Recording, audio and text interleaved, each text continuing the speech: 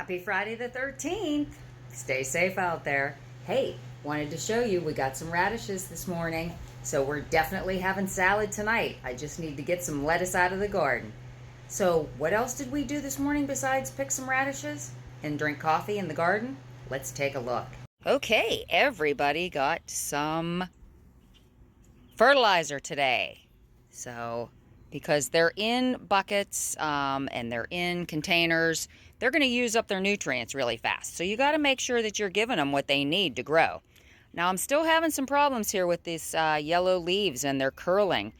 Not sure if it's because of the rain, because we've had nonstop rain here in Pennsylvania, or if it's because of that curly leaf virus. So I'm taking a look. But like these little guys here, they're growing great and nothing seems to be wrong with them. But the bigger ones, as soon as I pull off a leaf that is yellow, the next one turns yellow. So I'm not real sure. If you have any ideas, please let me know.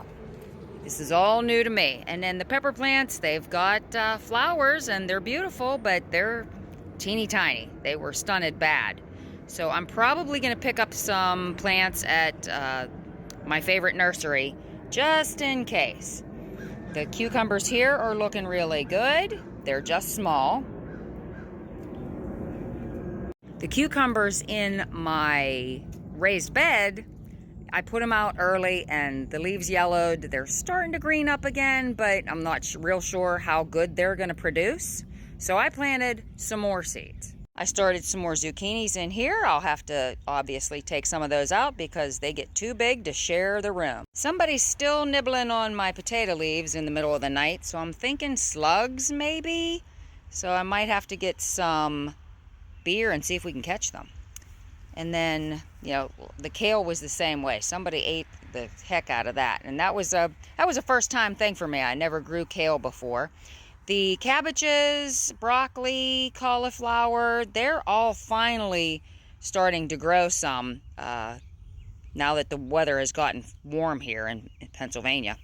The lettuce looks great. We'll be picking that today. We're going to pick all of these onions today too and plant some more. Here are the cucumbers that I said about, you know, they're really stunted. So I planted some more in the front, for the front of those trellises. I also did a whole nother batch of herbs because the herbs are starting to go to seed. They're bolting. So let's get some more started now, and hopefully we'll have herbs all summer long. I planted so many tomatoes that I'm not worried if a couple die, because any place I had room, I stuck a tomato plant in. They're in my flower beds. They're even in Jay's horseshoe pits. You know, nobody's thrown a horseshoe in about 10 years, so I figured, hey, it's dirt.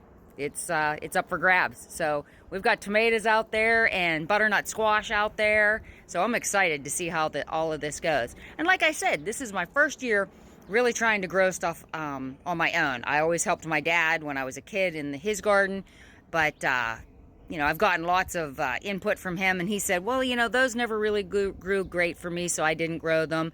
But I'm trying everything, so we'll see what grows and what doesn't. And next year, we'll adjust. But let's take a look at the flower beds. Last year, the best tomato plant I had was a volunteer that came up right here in this flower bed, and it was a cherry tomato. So I did plant that big one, but these ones are all volunteers. I'm going to need to thin them out. I'm just waiting to see who's going to be the biggest before I thin them out. And then I snuck one back in here. And then over in here, I've got zucchini. Let's take a look at this. This guy is huge, and it's finally starting to make some little baby zucchinis, if you can see down there. But he's not the monster.